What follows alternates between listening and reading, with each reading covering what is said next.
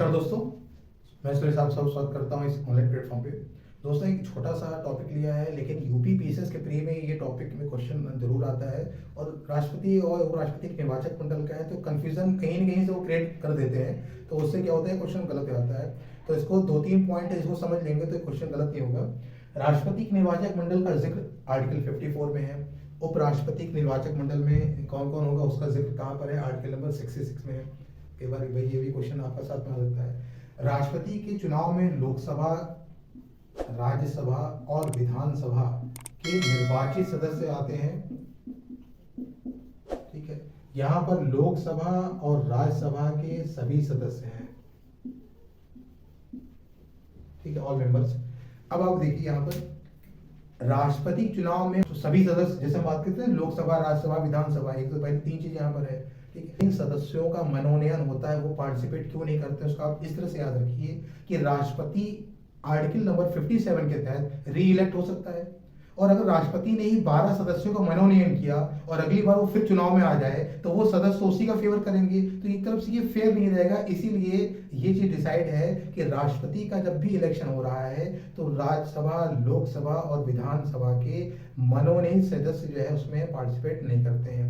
एक कंफ्यूजन आपका दूर।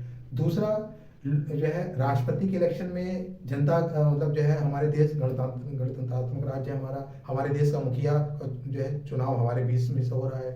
प्रत्यक्ष चुनाव नहीं हो रहा है तो अप्रत्यक्ष चुनाव हो रहा है, तो जनता द्वारा चुने गए विधानसभा के सदस्य उसमें पार्टिसिपेट कर रहे हैं, जनता के द्वारा चुने गए लोकसभा के सदस्य उनका चुनाव कर रहे हैं। और लोकसभा और राज्यसभा का हेड, मतलब अगर आप देखा जाए तो बोलते हैं कि संसद के 3 अंग है, लोकसभा, राज्यसभा, और जब वहां से बिल पारित होता है तो राष्ट्रपति की मोहर लगती है तो बिल पास हो रहा है। तो लोकसभा लोकसभा और राज्यसभा का एक तरफ से दायित्व है कि उनको अपना मुखिया चुनना है, तो लोकसभा राज्यसभा के सदस्य अपना मुखिया भी चुन रहे हैं, तो मनोनयन से हटा दिया। और विधानसभा, तो जनता की आवाज भी विधानसभा और लोकसभा के थ्रू पहुंच रही है, तो लोकसभा, राज्यसभा और विधानसभा इन तीनों के निर्वाचित सदस्य राष्ट्रपति को चुन रहे हैं। अब हम बात करें अगर उपराष्ट्रपति की, तो उपराष्ट्रपति का आपका जो है आर्टिकल नंबर 66 के तहत है निर्वाचक मंडल, लोकसभा, राज्यसभा के द्वारा चुने गए सभी सदस्य। विधान परिषद तो किसी में है ही नहीं, चाहे राष्ट्रपति का हो चाहे उपराष्ट्रपति, विधान परिषद कहीं पिक्चर में नहीं है। क्यों नहीं है? क्योंकि हर जगह विधान परिषद एग्जिस्ट नहीं करती है।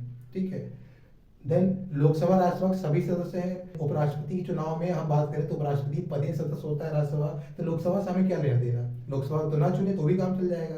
लेकिन आप ये भी जानते हैं कि उपराष्ट्रपति समय समय पर कार्यवाहक राष्ट्रपति के काम की भूमिका निभाता रहता है, तो यानी फाइनली वो क्या है, भले कुछ समय के लिए उसको राष्ट्रपति का दायित्व निभाना पड़ जाता है, तो यानी कि लोकसभा और राज्यसभा के सदस्य उनका निर्वाचन करना चाहिए, तो इसीलिए लोकसभा, राज्यसभा के सदस्य यहाँ पर निर्वाचक मंडल में है। सभी सदस्य इसलिए हैं कि उपराष्ट्रपति का मनोनीत सदस्य कोई लेना देना नहीं है, तो इसीलिए वो भी इसको चुनते हैं। विधान परिषद तो कहीं भाग नहीं ले रहा है, विधानसभा भाग लेगी राष्ट्रपति के उसमें, और विधानसभा जो है विधानसभाएं के सदस्य आपके भाग लेते हैं राष्ट्रपति इलेक्शन में, तो वहां पर आपका आर्टिकल नंबर 70 जिसके तहत दिल्ली और पुडुचेरी की विधानसभाएं भी राष्ट्रपति के इलेक्शन में भाग लेती हैं।